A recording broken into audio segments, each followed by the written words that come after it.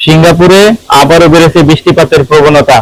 দেশের আবহাওয়া বিভাগ জানাচ্ছে, সিঙ্গাপুরে এক ঋতুর দেশ হলেও নভেম্বর থেকে জানুয়ারির মধ্যে বৃষ্টিপাত দ্রুত বৃদ্ধি পায়, আর এই সময়টিতে দেখা যায় বছরের সবচেয়ে বেশি বৃষ্টি।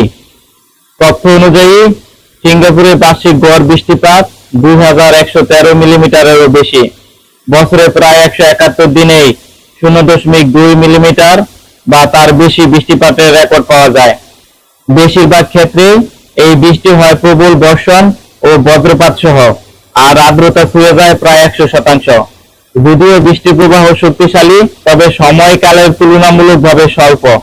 আকস্মিকভাবে শুরু হওয়া এই বৃষ্টি আবার খুব দ্রুতই থেমে যায়। এদিকে অঞ্চল ভিত্তিক পার্থক্য স্পষ্ট।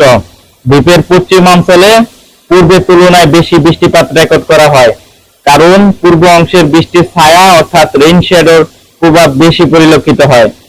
ঐতিহাসিক রেকর্ড অনুযায়ী 2 ডিসেম্বর 1978 সালে একদিনে সর্বোচ্চ 512 মিলিমিটার বৃষ্টিপাত হয়েছিল সিঙ্গাপুরে, আর ডিসেম্বরে 1969 এই রেকর্ড করা হয়েছিল 469 মিলিমিটার। সিঙ্গাপুর ভ্রমণের জন্য সবচেয়ে উপযুক্ত এবং সুন্দর সময় হচ্ছে মার্চ থেকে আগস্ট। এই সময়ে বৃষ্টিপাত ও আর্দ্রতা কম থাকে এবং তাপমাত্রাও মনোরম থাকে। তবে এই সময় প্রচুর ভিড় এবং একটু ব্যয়বহুল হয়।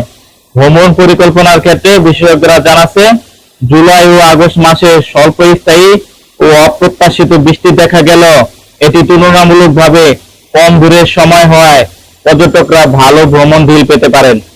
সিঙ্গাপুরে বৃষ্টিমুখর এই আবহাওয়ায় সতর্কতা অবলম্বন হতে পারে নিরাপদ চলাচলের একমাত্র উপায়।